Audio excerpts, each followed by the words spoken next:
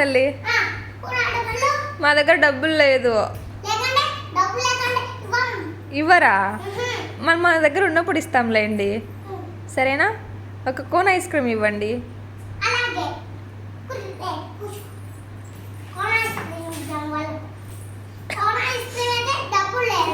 అవునా, ఫ్రీగానే ఇస్తారా?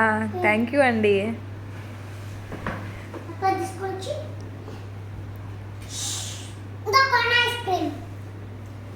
Thank you.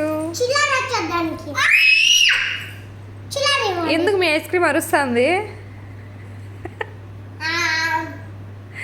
ఆమని తినాలనా? Okay okay done.